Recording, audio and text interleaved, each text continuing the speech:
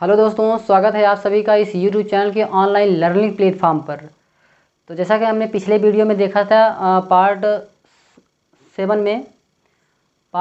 में देखा था, पार्ट 6 में हमने देखा था कि भाई उसमें पढ़ाया गया था कि सहसंयोजी बंध किस तरह के होते हैं। ये सब हमने अच्छी तरीके से जानकारी हासिल कर ली थी। भाई हमने ये सिखाया कि आणिक बंध क्या है, सहसंयोजी बंध क्या है, इस सब को बारे में हम अच्छी जानकारी आपको दिए। उसके बाद हमने पढ़ाया आपको फार्मल चार्ज। भाई फार्मल चार्ज किसे कहते हैं ये भी आप ही सीख गए होंगे। तो भाई फार्मल चार्ज किसे कहते हैं भाई, अब इसलिए अगर जैसे कि हमको निकालना पड़े कि अगर CO3 माइनस दिया है, CO2 माइनस दिया है, CN माइनस दिया है, तो जो ये माइनस चार्ज है, जो माइनस चार्ज रहता है प्लस चार्ज जैसा है, जैसे NO प्लस हो गया, CO प्लस हो गया, ये सब जो प्लस या माइनस जो चार्ज रहता है, मतलब यहाँ पर चार्ज की बात की जा रही है। तो जो चार्ज रहता है बस हमको उसी को क्या पता करना पड़ेगा कि भाई ये किस पर है, मतलब किस एटम पर है, हमको यही पता करना पड़ता है फार्मल चार्ज में। तो उसका हम फार्मूला भी आपको लिखा दिए थे, अच्छी तरीक़े से निकालना भी सिखा दिए थे, किस तरीक़े से फार्मल चार्ज निकाला जाता है किसी एटम पर। तो आप जान ही चुके हैं। तो अब इस वीडियो में हम बात करेंगे भाई BBT की। भाई BBT क्या है, इस पर हम डिस्कस करेंगे। तो भाई BBT कुछ नहीं है, बस वही ओवर लैपिंग से रिलेटेड है कि भाई इसमें भी वही आता है कि जो सहसंयोजी बंध होता है ना, तो मतलब सहसंयोजी बंध किस तरीक़े से, मतलब सिग्मा बांड होता है कि पाई बांड होता है, कहाँ पर क्या निर्माण होता है, तो वही बात आता है कि आप अगर देखो, सबसे इसमें भाई मेन बात क्या है कि अगर आप इलेक्ट्रॉनिक कन्फिग्रेशन सीखे हैं तब तो ये सब चीज़ें इजी लगेंगी। अगर इलेक्ट्रॉनिक कन्फिग्रेशन आप नहीं सीखे हैं तो आप पिछले वीडियो में जाइए, उसे देखिए, तब यहाँ पर देखिए, तब समझ में आएगा। क्योंकि अभी तक हमने जितने भी चीज़ें पढ़ाई वो सब इलेक्ट्रॉनिक कन्फिग्रेशन से सब रिलेटेड हैं। क्योंकि भाई इसमें सबसे ज़्यादा ज़रूरत हमको इलेक्ट्रॉनिक कन्फिग्रेशन की पड़ती है, क्योंकि हर एक वक्त हर एक जगह सिर्फ उसका ही प्रयोग है। भाई उसका क्या प्रयोग है वो तो इस चैप्टर में पूरे में, क्या इस चैप्टर के पूरे मतलब अंत तक हमको वही देखने को मिलेगा। क्योंकि बिना उससे गुजरे हम कहीं और उससे स्टेप में आगे नहीं बढ़ सकते। क्योंकि अगर हमको कोई भी चीज़ अगर किसी के पास जाना रहेगा कि उससे हम इलेक्ट्रॉनिक कन्फिग्रेशन से होते हुए तब जाएंगे, क्योंकि उसका बड़ा योगदान है इस चैप्टर में। अगर आप उसके बारे में अच्छी जानकारी प्राप्त की है तब तो ठीक है, तब तो आपको ये चैप्टर समझ में आएगा, अन्यथा नहीं समझ में आएगा। अगर नहीं पढ़े हैं तो पिछले वीडियो में जाइए, देखिए, तब यहाँ पर आइए। तो चलते हैं हम आप लेक्चर पर। तो भाई देखो BBT, अब इसका फुल फॉर्म होता है बैलेंस बॉन्ड थ्योरी। भाई बैलेंस बॉन्ड थ्योरी क्या है? संयोजकता बंध सिद्धांत। भाई संयोजकता बंध सिद्धांत क्या है, पहले इसको हम बात कर लेते हैं। देखो पहले फुल फॉर्म लिख देते हैं इसका हम, क्या, balance bond theory. Balance bond theory, संयोजकता बंध सिद्धांत।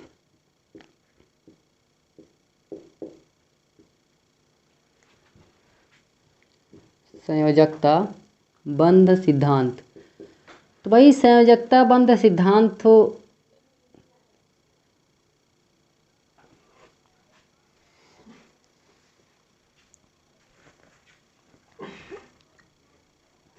देखो भाई यहाँ पर हमको ये पता करना पड़ा सबसे पहले इसकी खोज किसने की थी। कौन से वैज्ञानिक आए, क्या किए, सब हमको मालूम करना पड़ेगा। कभी कभी साइंटिस्ट के बारे में ही पूछ लिया जाता है कि भाई साइंटिस्ट 1 नंबर 2 नंबर में। तो सबको पढ़ के चलेंगे, किसी को छोड़ेंगे नहीं, क्योंकि एग्ज़ाम में कुछ भी दे सकता है। अगर सब पढ़े रहेंगे तभी आएगा, अन्यथा कहाँ से आ पाएगा। तो भाई संयोजकता बंध सिद्धांत, देखो भाई संयोजकता बंध सिद्धांत। तो अब अगर हम बात करें कि BBT की खोज, देखो शॉर्टकट में चलते हैं, बाकी आप जानिएगा। संयोजकता बंध सिद्धांत हिंदी में होता है, इसका फुल फॉर्म होता है बैलेंस बॉन्ड थ्योरी, और इसको शॉर्टकट में BBT बोलते हैं। BBT ज़्यादा प्रयोग करते हैं, बाकी इसका प्रयोग नहीं करते। हर एक जगह, चाहे बोर्ड में हो या एंट्रेंस में हो, BBT का ही प्रयोग करते हैं, शॉर्ट में ही चलते हैं लेकर। तो आप तीनों को याद रखना पड़ेगा, क्योंकि जब तीनों नहीं मालूम रहेगा तब समझ कहाँ पाएंगे। तो भाई हम चलते हैं। देखो बैलेंस बॉन्ड थ्योरी की खोज किसने की थी सबसे पहले? हिटलर और लंदन ने। क्या, हिटलर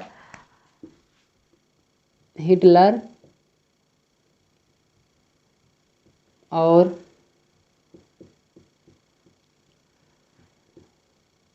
लंदन ने खोज की सन कितने में बताओ भाई? सन 1927 में।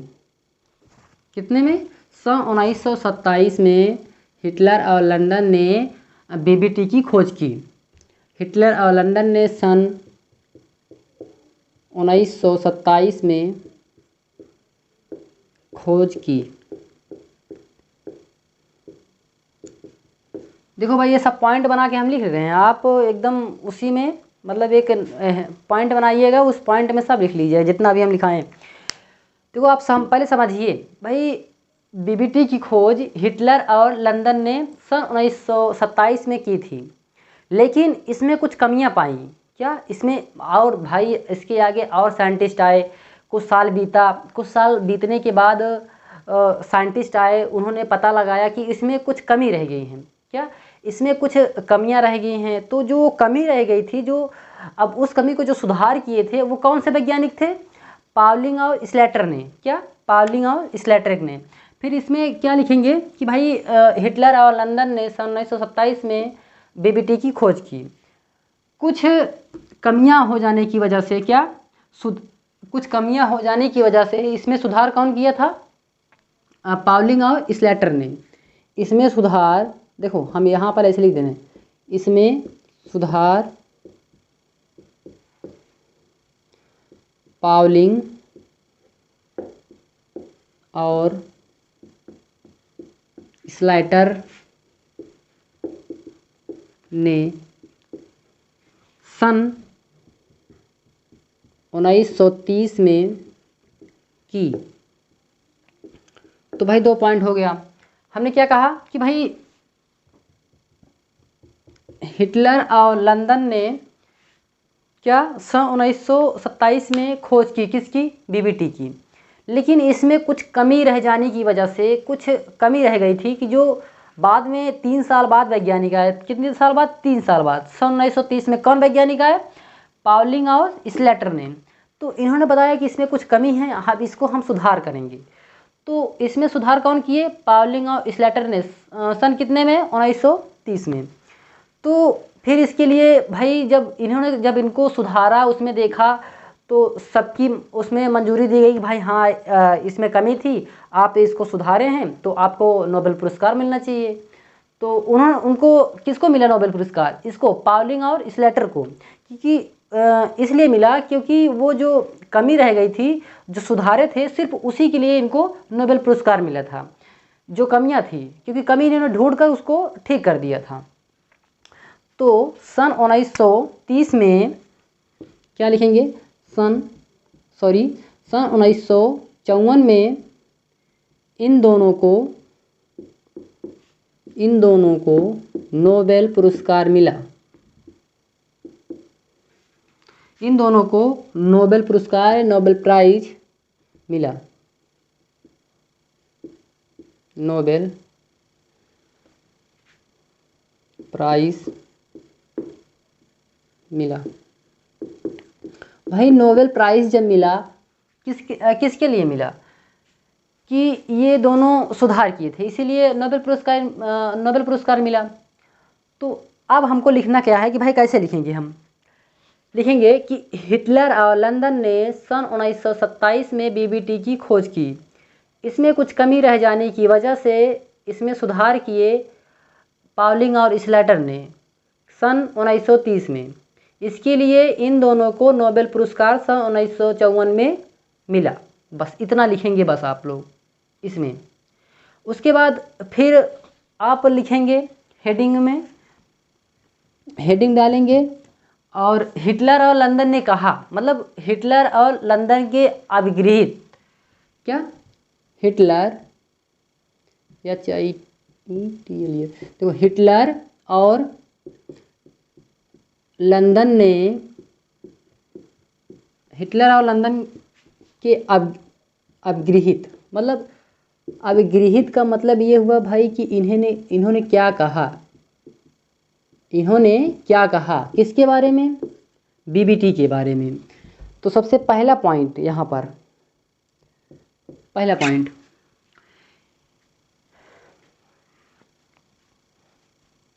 हिटलर और लंदन के अपगृहित। तो भाई यहाँ पर देखो, अब हम किसकी बात कर रहे हैं, बीबीटी की। कौन कर रहा है, हिटलर और लंदन ने। हिटलर और लंदन ने कहा कि भाई बीबीटी क्या होता है, इसका कैसे प्रयोग है, इस सब के बारे में जानकारी इन्होंने बताया कि भाई इसको हमको कैसे फॉलो करना है, क्या क्या स्टेप हैं, कैसे कैसे क्या सावधानियाँ बरतनी पड़ती हैं। तो इस सब को किसने बताया, हिटलर और लंदन ने। तो इन्होंने सबसे पहले क्या बताया कि भाई जो अतिव्यापन होते हैं, क्या, ओवरलैपिंग, जो ओवरलैपिंग होता है दो परमाणुओं के संयोजी कोष के, क्या इन्होंने बताया कि ओवरलैपिंग जो होता है, अतिव्यापन जो होता है, वो दो परमाणुओं के संयोजी कोष के अर्धपूरित कक्षक, क्या, अर्धपूरित कक्षक ओवरलैपिंग कर सहसंयोजी बंध बनाते हैं। सबसे पहले इन्होंने ये कहा, क्या कहा कि भाई जो ओवरलैपिंग होती है वो दो परमाणुओं के, क्या, दो परमाणुओं के संयोजी कोष के, संयोजी कोष समझ रहे हैं ना, आपकी लास्ट वाला बाय वाला जो बस्तर बता रहे थे। तो संयोजी कोष के अर्धपूरित कक्षक, अर्धपूरित कक्षक का मतलब देखो, जैसे पर ये यस कक्षक है, हमने कहा था यस में 1 डिब्बा होता है, पी में 3 होता है, डी में 5 और एफ में 7 डिब्बा होता है। तो यस वाला डिब्बा देखो हम इसी में समझा देते हैं। अब यस में कितना इलेक्ट्रॉन भरा जाता है, 2 ना, मैक्सिमम 2 ही तो भरा जाता था ना इलेक्ट्रॉन, हमने बताए थे इलेक्ट्रॉनिक कन्फिग्रेशन में कि यस में मैक्सिमम 2 इलेक्ट्रॉन भरा जाता है, मिनिमम 1 कर सकते हैं लेकिन ज़्यादा नहीं कर सकते 2 से। तो ये क्या हुआ भाई, ये अब ये एक यस और बना लेते हैं यहाँ पर। तो 1 और 1 2 बस इतना कर सकते हैं, इससे ज़्यादा नहीं कर सकते हम। देखो ये क्या है भाई, ये अर्धपूरित कक्षक है, क्योंकि अकेले है, फुलफिल इलेक्ट्रॉन है नहीं, होता 2 है लेकिन हम 1 ही भरे हैं, क्योंकि अर्धपूरित है, क्या, अर्धपूरित है। लेकिन यहाँ पर क्या है, यहाँ पर पूर्ण पूरित है। क्यों भाई, क्योंकि यहाँ पर दोनों इलेक्ट्रॉन भर चुके हैं, क्या, यहाँ पर दोनों इलेक्ट्रॉन भर चुके हैं, इसीलिए ये पूर्ण पूरित हुआ और ये अर्धपूरित हुआ। तो यही बात कर रहे हैं कि सबसे पहले कहा कि अतिव्यापन में, ओवरलैपिंग में दो परमाणुओं के संयोजी कोष के अर्धपूरित कक्षक आपस में ओवरलैपिंग कर सहसंयोजी बंध बनाते हैं। पहला पॉइंट ये लिखना है, क्या लिखना है, देखो लिख देते हैं हम आप कि अतिव्यापन में, क्या, अतिव्यापन में या ओवरलैपिंग,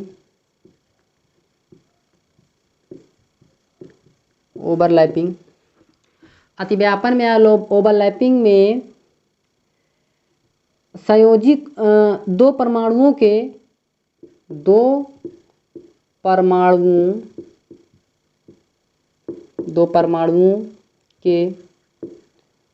संयोजी कोष, क्या, संयोजी कोष के अर्धपूरित कक्षक, अर्धपूरित बताया ना भाई अभी कैसे, अर्धपूरित कक्षक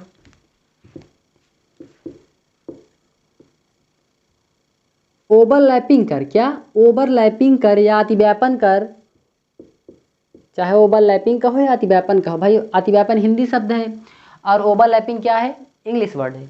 तो कक्षक कौन, अर्धपूरित कक्षक अतिव्यापन कर, क्या, अतिव्यापन कर सहसंयोजी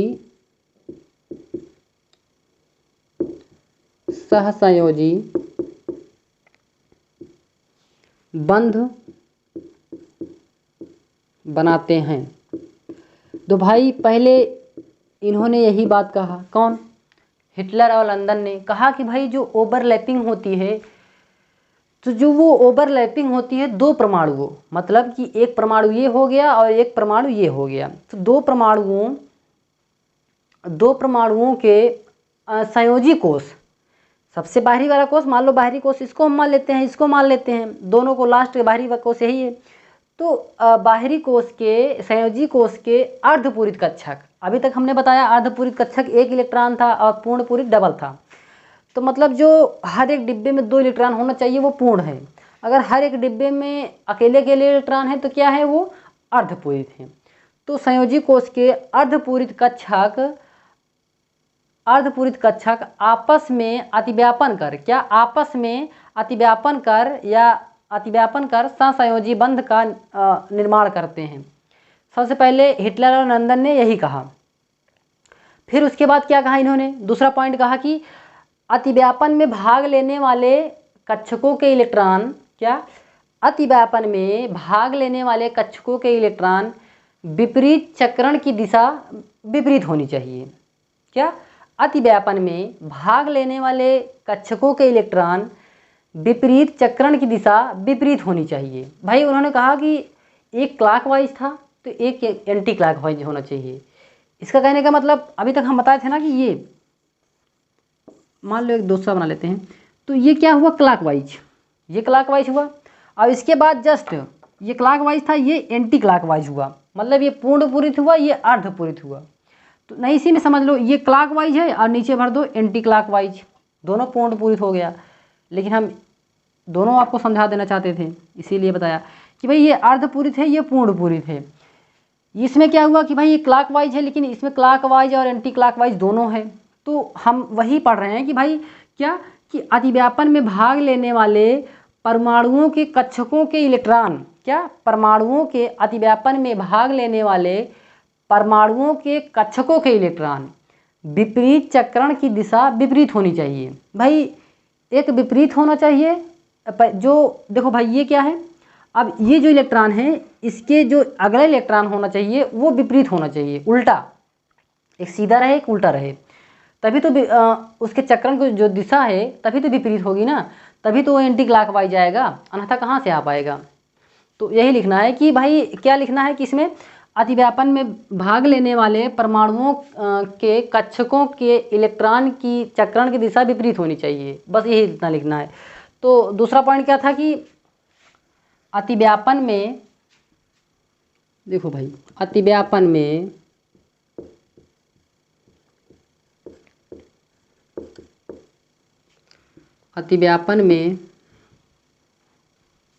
भाग लेने वाले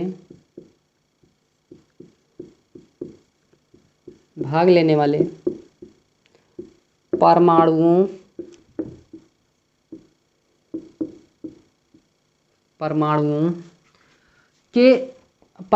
के कक्षकों के इलेक्ट्रॉन, परमाणुओं के कक्षकों के इलेक्ट्रॉन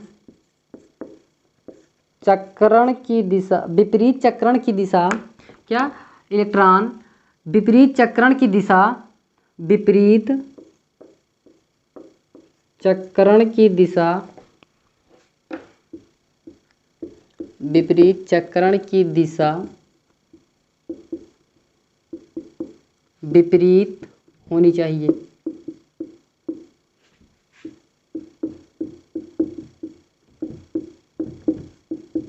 तो इन्होंने 2 पॉइंट कहा, किन्होंने, हिटलर और लंदन ने 2 पॉइंट कहा। पहला पॉइंट इन्होंने क्या कहा कि भाई ओवरलैपिंग जो होती है, 2 परमाणुओं के संयोजी कोश के अर्धपूरित कक्षक का अतिव्यापन कर सहसंयोजी बंध बनाते हैं। तो अब दूसरा बात इन्होंने क्या कहा भाई दूसरी पॉइंट में कि अतिव्यापन में भाग लेने वाले परमाणुओं के कक्षकों के इलेक्ट्रॉन विपरीत चक्रण की दिशा विपरीत होनी चाहिए। अभी हमने बताया कि एक क्लॉकवाइज और एक एंटी क्लॉकवाइज। तो अब भाई तीसरा पॉइंट जो होता है, तीसरा पॉइंट जो था उसको हम देख लेते हैं। जो भाई देखो, अब तीसरा पॉइंट इन्होंने कहा कि भाई जो बंध प्रबलता होती है, अतिव्यापन जो होता है, अतिव्यापन देखो जो बंध प्रबलता होती है, बंध प्रबलता अतिव्यापन की सीमा पर निर्भर करता है। भाई इन्होंने कहा कि जो बंध प्रबलता होती है, वैसे बॉन्ड पैरामीटर होता है जो, तो वो क्या होता है कि वो अतिव्यापन पर निर्भर करता है, ओवरलैपिंग पर निर्भर करता है कि भाई ओवरलैपिंग किस तरह हो रही है। अभी आगे चल के हम पढ़ेंगे एसएस ओवरलैपिंग, एसपी ओवरलैपिंग, और PP overlapping, PP head on overlapping, PP side wise overlapping. तो इस सब बस इतना ही हमको पढ़ना है ओवरलैपिंग, और इसके बाद ओवरलैपिंग अतिव्यापन समाप्त हो जाएगा। उसके बाद हाइब्रिडाइजेशन आएगा, संकरण। तो आपको पहले सिखाना है कि भाई ओवरलैपिंग क्या होती है, क्योंकि बीबीटी के अंतर्गत आते हैं। बस हमको सिर्फ उसी के बारे में जानकारी लेना है। बीबीटी में सिर्फ क्या आता है, ओवरलैपिंग। अगर आप ओवरलैपिंग सीख गए तो समझो कि बीबीटी सीख गए, क्योंकि भाई बीबीटी क्या है, बैलेंस बाउंड थ्योरी है। बस उसी को वो, क्योंकि अपने जो अंदर उसी को टॉपिक को उन्होंने डाला है, कौन, बीबीटी ने। किसको डाला है, ओवरलैपिंग को। तो हमको ओवरलैपिंग पढ़ना है। तो हमने क्या बताया कि बंध प्रबलता अतिव्यापन की सीमा पर निर्भर करती है। तो तीसरा पॉइंट क्या बोले कि बंध प्रबलता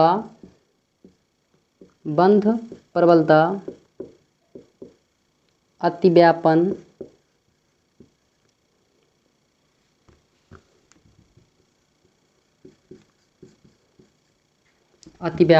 की सीमा पर निर्भर करती है।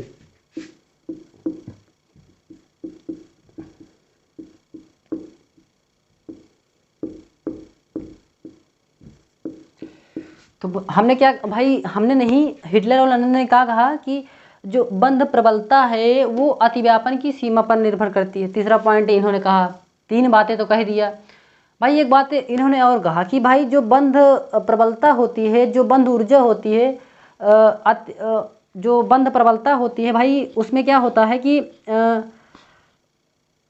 बंध प्रबलता अतिव्यापन की सीमा पर निर्भर करती है। लेकिन जो ओवरलैपिंग होती है भाई, ओवरलैपिंग अतिव्यापन, तो जब ओवरलैपिंग होती है तो उसमें कुछ तो ऊर्जा रिलीज होगी ही भाई। अगर कोई परमाणु है, मान लो ये है और ये परमाणु है 2, लेकिन जब इसको हम ये संयोजी कोष है, मान लो ये है, हम ऐसे कर लेते हैं। लेकिन जब ये दोनों आपस में टकराएंगे तो क्या कुछ ऊर्जा तो मुक्त होगी ना यार, कुछ तो ऊर्जा मुक्त होगी। इन्होंने बस यही बताया कि ओवरलैपिंग से ऊर्जा मुक्त होती है।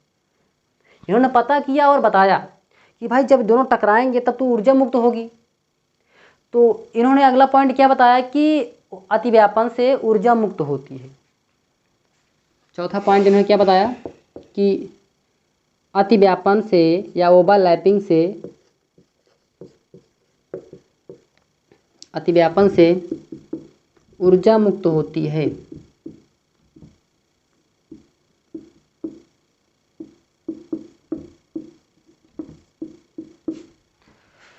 तो 4 बातें इन्होंने कहा, किसने, हिटलर और लंदन ने। तो देखो भाई, अब क्या कहा इन्होंने कि पहले इन्होंने कहा कि जो अतिव्यापन है, ओवरलैपिंग है, वो 2 परमाणुओं के संयोजी कोष के अर्धपूरित कक्षक। भाई संयोजी कोष क्या होता है, अर्धपूरित क्या होता है, वो सब हम आपको बता दिए। संयोजी कोष क्या होता है ये तो पिछले वीडियो में हम 2-3 वीडियो में सिखाते चले आ रहे हैं आपको लगातार कि संयोजी कोष क्या है। और अभी तक हमने यहाँ पर बताया कि अर्धपूरित कक्षक और पूर्ण पूरित कक्षक क्या होते हैं, ये भी आपको सिखा दिया। अरे भाई कुछ नहीं है, देखो यस में कितना डिब्बा होता है, केवल 1 डिब्बा होता है ऐसे। तो अगर इसमें 1 इलेक्ट्रॉन भर दिए तो ये समझ लो क्या हुआ, अर्धपूरित कक्षक हुआ।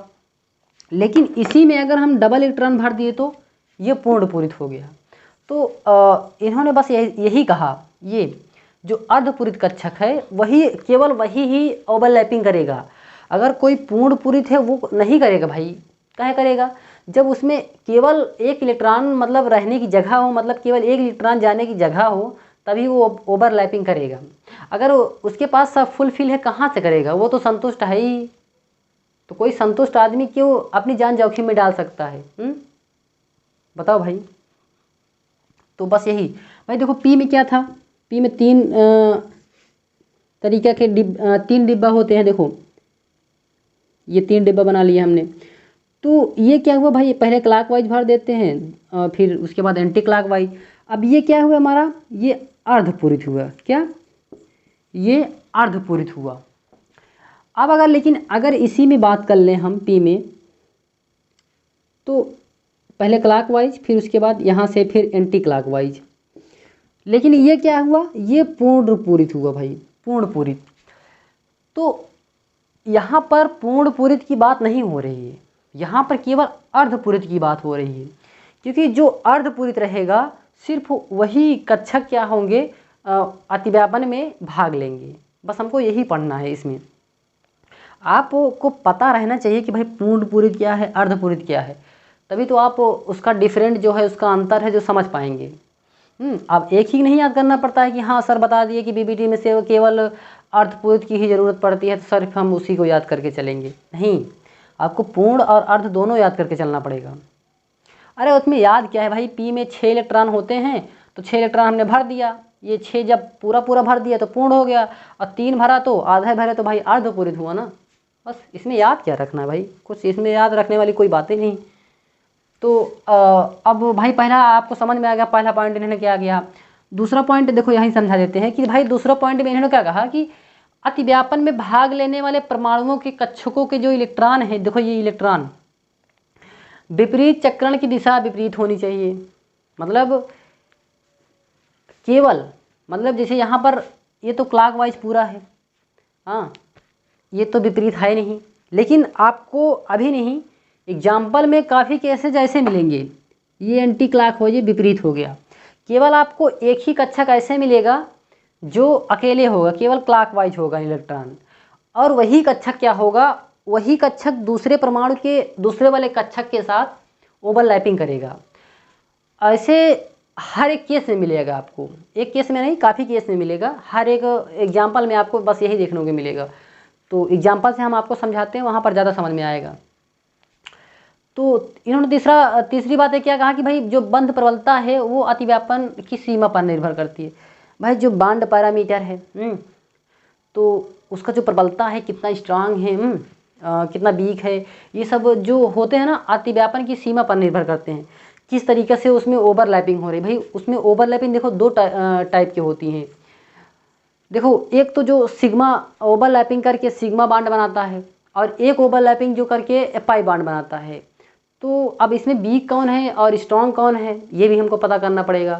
भाई सिग्मा जो होते हैं वो ऑलरेडी क्या होते हैं, एकदम से स्ट्रांग होते हैं, और जो पाई बांड होते हैं हमेशा वीक होते हैं। ये आपको हर केसेस में पढ़ के चलना पड़ेगा, क्योंकि भाई अगर देखो हम आपको आगे सिखाएंगे उसमें होता क्या है। अभी ऐसे छोटी जानकारी ले लीजिए आप। देखो सिग्मा बांड जो होता है भाई उसमें क्या होता है कि पीपी हेड ऑन ओवरलैपिंग होती है। अगर भाई कोई चीज़ हेड से या लोब से, मान लो देखो ये क्या है, ये हेड है, ये लोब है। भाई अगर कोई चीज़ ऐसे बंधी है तो इसे आपको तोड़ना मुश्किल है कि नहीं? भाई नहीं मुश्किल है, बहुत ज़्यादा समझ लो कि आपको बहुत दिक्कत पड़ेगा तोड़ने में। अगर कोई चीज़ ये मान लो हेड है, अगर ये लोब है भाई, अगर कोई चीज़ ऐसे एकदम जुड़ी है तो उसे आप तोड़ पाएंगे? कभी नहीं तोड़ पाएंगे। क्योंकि अगर कोई चीज़ मान लो कि हम बता देते हैं ये क्या हुआ, हेड हुआ, लोब हुआ, ऐसे इसको तो तोड़ नहीं पाएंगे क्योंकि एक दूसरे से बहुत ज़्यादा अट्रैक्शन है इसमें। लेकिन अगर ये साइड वाइज है, क्या ये साइड वाइज है, अगर ये साइड वाइज है भाई ऐसे, अगर आप इसको अगर थोड़ा सा भी इसे झटका मारेंगे, अगर इसे बीच से झटका मारेंगे ऐसे, तो ये तुरंत टूट जाएगा। क्या ये तुरंत टूट जाएगा? ये पाई बांड हुआ। तो पाई बांड हमेशा क्या होते हैं, वीक होते हैं, और स्ट्रांग कौन होता है, सिग्मा बांड। तो आगे हम बताएंगे किस तरीके से। तो पहले अभी इसको पढ़ते हैं। इतना समझ में आया भाई बंध प्रबलता। अब उसके बाद इन्होंने अगला पॉइंट ये कहा कि अतिव्यापन से ऊर्जा मुक्त होती है। अरे भाई जब इसका अर्धपूरित कक्षक है, इसका अर्धपूरित कक्षक है, ये जब दोनों जोर से टकराएंगे ऐसे तो कुछ तो ऊर्जा मुक्त होगी ही यार, वो तो जाहिर सी बात है। इतना तो आपके पास कॉमन सेंस है, जानकारी है, इतना पढ़ रहे हैं। तो हिटलर और लंदन ने इन्हीं 4 बातों को कहा। अब ये 4 बातें हमको कहाँ लगाना है, एग्जाम्पल में। तो इसको आप नोट कर लीजिए इतना। उसके बाद हम आगे चलते हैं एग्जाम्पल। अब सीधे एग्जाम्पल समझाते हैं, तो इतना नोट कर लो भाई। अब इसको हमने बताया ना, पहले पॉइंट डाल कर लिखिएगा, पहले हेडिंग डालिएगा बीबीटी बैलेंस बांड थ्योरी सहयोगिता बंध सिद्धांत। उसमें लिखिएगा कि हिटलर और लंदन ने सन 1927 में बीबीटी की खोज की। फिर इसमें कुछ कमियां रह गई थी जो पाउलिंग और स्लेटन ने इसमें सुधार किया। कितने, सन 1930 में। इसके लिए इन दोनों को नोबेल प्राइज़ मिला सन 1954 में। फिर उसके बाद आप स्टार बना के काली पेन से हेडिंग डालिएगा हिटलर और लंदन के अभिगृहित, मतलब हिटलर और लंदन ने क्या कहा, किसके बारे में, बीबीटी के बारे में। तो आप पॉइंट बना के 4 पॉइंट नोट कर लीजिए। उसके बाद एग्जाम्पल डालिएगा, इतना नोट करिए आप। उसके बाद आगे चलते हैं।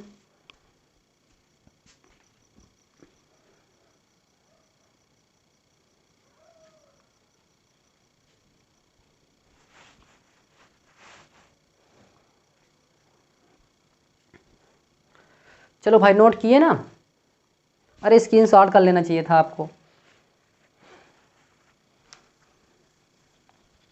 देखो भाई हम बार बार बोल रहे हैं आपको नोट्स बनाते चलिए, क्योंकि अगर नोट्स बनाएंगे तो भूल भी जाएंगे तो उसे एक बार देखेंगे तुरंत याद आ जाएगा।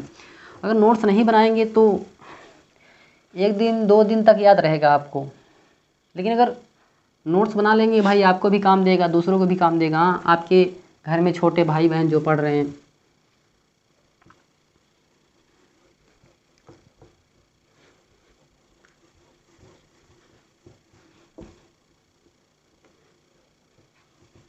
तो भाई चलते हैं हम एग्जाम्पल की तरफ।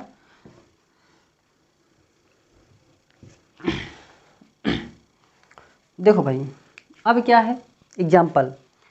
एग्जाम्पल में सबसे छोटा पहले लेते हैं H2 ले लेते हैं। अब कोई भी अणु हो, मॉलिक्यूल हो, यौगिक हो, कंपाउंड हो, तो आपको अगर पूछे कि इसमें ओवरलैपिंग का स्ट्रक्चर ड्रा कीजिए, किस तरीके से ओवरलैपिंग हो रही है। हाँ, अगर कोई पूछ लिया भाई ये बताओ कि CH4 HF H2 O2 F2 और ऐसे कुछ भी, आपको कुछ भी मॉलिक्यूल दे सकते हैं। तो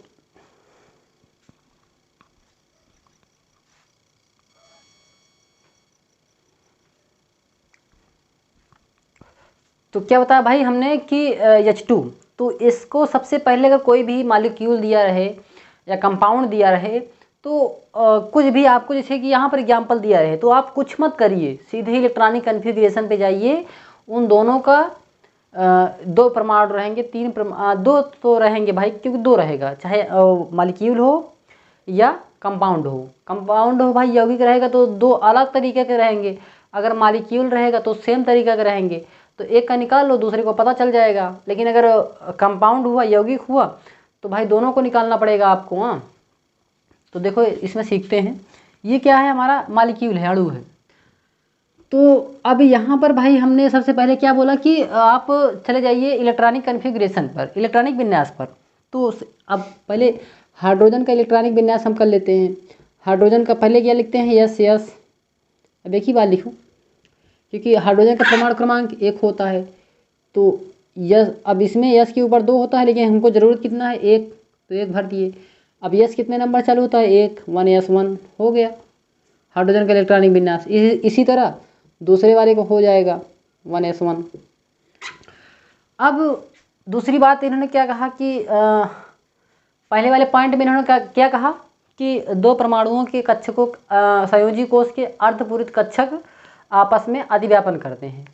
तो भाई संयोजी कोष यही है, और अर्धपूरित भी है भाई। देखो इसको, यस में 1 डिब्बा होता है, 1 इलेक्ट्रॉन भरा है, अर्धपूरित है। उसमें भी अर्धपूरित है भाई, ये देख लो, एक है 1 डिब्बा।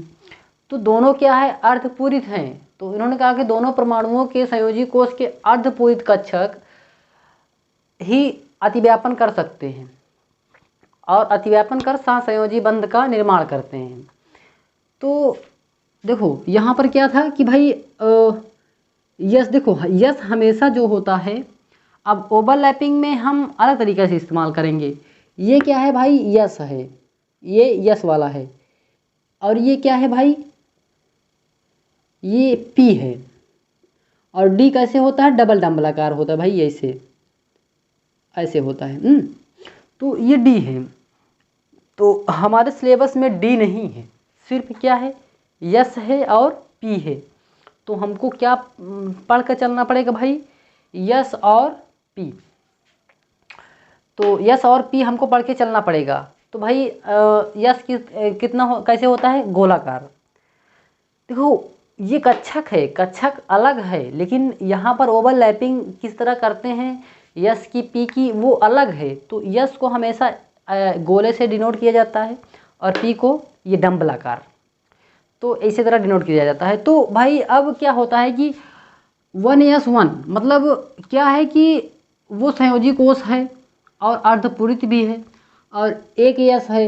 1 यस लिख दिए, एच मान लेते हैं, इसको यहाँ पर लिख देते हैं, एच वाला है। फिर उसके बाद क्या है, प्लस, फिर दूसरा क्या लिखे, एच लिख दिए। भाई दूसरा वाला भी यस है, अर्धपूरित अर्धपूरित है, क्योंकि दो है ना, दो लिख दिए भाई, H2 है ना, तो एक लिखे यस, फिर दूसरा लिखे यस।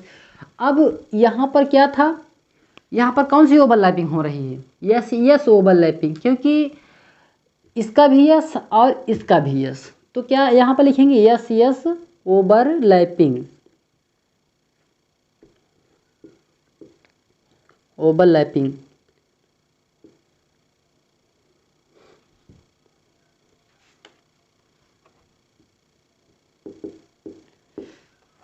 लिखिए भाई, देखो अब ये क्या है, ये दोनों आपस में आकर ऐसे थोड़ा हल्का टच करेंगे, ज़्यादा नहीं, बस हल्का से टच कर लेंगे। देखो किस तरीके से,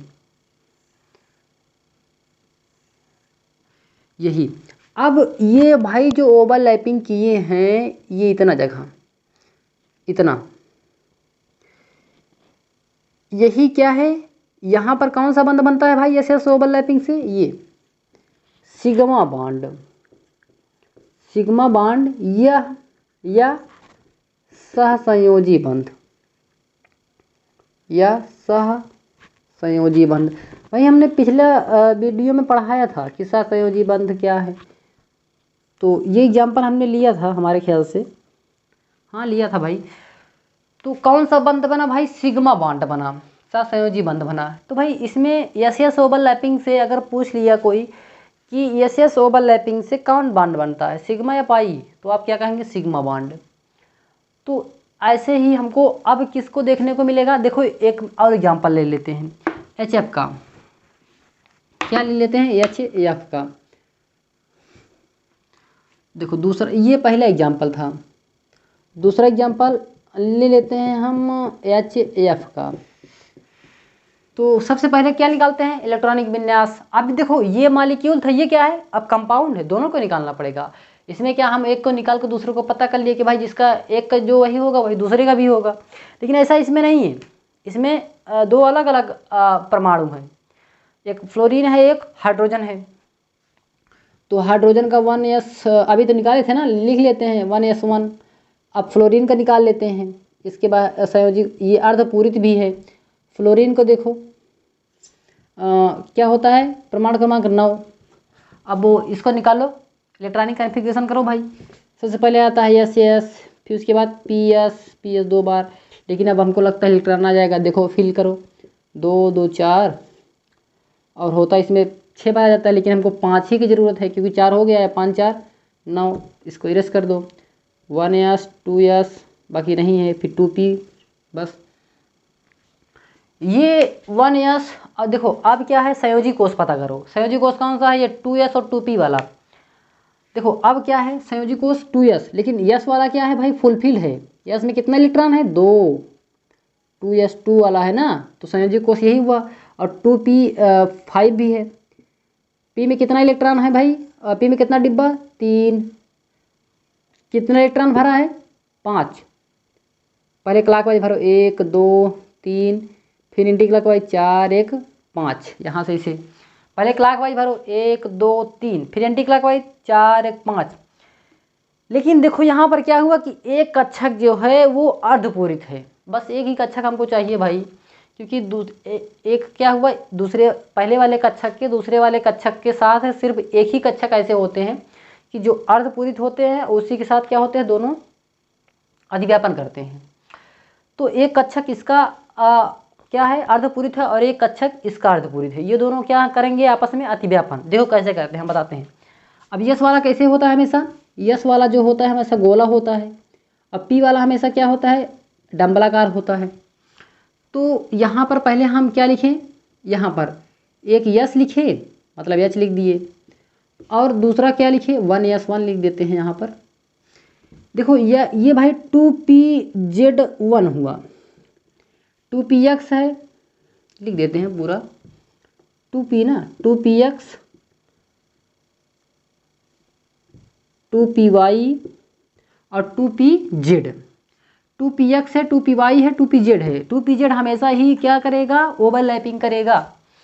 देखो यहाँ पर ये है ना, तो 2pz1 को हम पकड़ लेते हैं। यहाँ पर कौन सा ले लेते हैं, ये वाला। देखो भाई अब इसमें रीजन भी होता है, क्या इसमें रीजन भी होता है किस तरीके से क्या होते हैं। तो भाई 2px 2py 2pz, तो हम देखो यहाँ से इसे इसको क्या लिख दिए भाई, मान लो ऐसे लिख दिए, ये p वाला है 2pz 1, तो ये वाला कक्षक है, ये p वाला जो है ये वाला कक्षक है, मतलब एक ही लिख दिए यहाँ पर। अब ये कौन सा ओवरलैपिंग हुआ भाई, कौन सा ओवरलैपिंग हुआ, जब इसका अर्धपूरित यस है, इसका अर्धपूरित पी है, तो कौन सा हो गया, यस पी ओवरलैपिंग भाई। बस तो अब यहाँ पर देखो कैसे ज्वाइंट होते हैं दोनों, यस को ऐसे लिख दो, फिर क्या है, ये पी वाला ऐसे आ जाएगा, पी वाला ऐसे आ जाएगा। तो यहाँ पर जो इतना ये बस यही इतना जो अतिव्यापन किया है, ये किस तरीके से बंध बनाया है भाई, क्या किस तरीके से बंध बनाया भाई, हेड टू हेड तो ऐसे तो मिले हैं ना, ऐसे तो मिले हैं। जब ऐसे कोई चीज़ मिलता है इस तरीके से, वो इसमें हमेशा सिग्मा बॉन्ड बनता है, क्या सिग्मा बॉन्ड। जैसे अगर ऐसे मिला तो ये क्या है, हेड है लोब है, ऐसे मिला तो ये क्या है, हेड है लोब है, तो हमेशा इससे क्या होता है, सिग्मा बॉन्ड बनता है। लेकिन जब इस तरीके से मिलते हैं वो क्या होते हैं, पाई बॉन्ड। इस तरीके से क्या मिलते हैं, पाई बॉन्ड, हमेशा याद रखिए, इस तरीके से पाई बॉन्ड और इस तरीके से सिग्मा बॉन्ड। तो इस तरीके से ऐसे मिल रहे हैं ना भाई, तो ये क्या हुआ, सिग्मा बॉन्ड हुआ, क्या हुआ, सिग्मा बॉन्ड। तो बस यही करना था आपको, हमने सिखा दिया H2 में कैसे निकाला जाता है, HF में कैसे निकाला जाता है। तो आपको लास्ट के जो कक्षक होते हैं ना, P वाले में 3 होते हैं ना, तो लास्ट के आपको वो खाली रहना चाहिए, क्या वो खाली रहना चाहिए, तभी तो अगले वाले कक्षक के साथ जो होता है ना, ये क्या अतिव्यापन करेगा। अन्यथा भाई अगर यहाँ पर खाली कर दें कहाँ से करेगा, अब उड़ के तो आ नहीं जाएगा यहाँ पर, ऐसा कोई नियम लागू नहीं है। और उसमें बताया भी गया है कि हिटलर और लंदन ने क्या बोला था, तो सब रूल से करेंगे ना हम। तो इतना आपको समझ में आया होगा, अगर नहीं समझ में आएगा तो आप वीडियो को दोबारा देखिए, ज़रूर समझ में आएगा। तो देखो आप होमवर्क दे रहे हैं आपके लिए, जैसे O2 का हो गया, F2 का हो गया, और CH4 का, CH4 और NH3, ये सब आप कर लीजिएगा और करके हमें बताइएगा कि इसमें कौन सी ओवरलैपिंग हो रही है। क्या कमेंट बॉक्स में आज आप हमें ज़रूर कमेंट करिएगा कि इसमें किसमें ओवरलैपिंग कौन सी हो रही है और किसमें कौन सा बंद बन रहा है। बस ये आप कमेंट बॉक्स में ज़रूर कमेंट करिएगा। सो थैंक यू दोस्तों, आज का वीडियो यहीं पर। अगर हमारा वीडियो पसंद आया हो तो प्लीज़ हमारे चैनल को लाइक सब्सक्राइब करिएगा, और जो भी आपको प्रॉब्लम्स हो तो वो आप प्रॉब्लम्स कमेंट बॉक्स में ज़रूर कमेंट करिएगा। हम आपकी प्रॉब्लम्स को सॉल्व करने की पूरी कोशिश करेंगे। तो पार्ट 8 जो होगा वो अगले नेक्स्ट वीडियो में भाई क्या होगा कि जो ओवरलैपिंग होती है, अब हम पढ़ेंगे ओवरलैपिंग के टाइप कि भाई कितने प्रकार के होते हैं, अतिव्यापन कितने प्रकार के होते हैं। भाई यस ओवरलैपिंग क्या थी, SP ओवरलैपिंग क्या थी, PP ओवरलैपिंग आ जाता है। तो PP ओवरलैपिंग में 2 होती हैं, कौन कौन से, PP एक हेड ऑन होता है, अभी तक हमने बताया इसे हेड ऑन, और PP साइड वाइज। ये तो मतलब यही 4-5 जो हेडिंगें हैं। तो हमको अगले वाले नेक्स्ट वीडियो में हम उसको, अभी ये वीडियो जो है लंबा पड़ जा रहा है तो ज़्यादा लंबा नहीं बनाएंगे, तो अगले वाले वीडियो में हम पार्ट 8 जो होगा उसमें हम इसको बताएंगे। सो थैंक यू दोस्तों।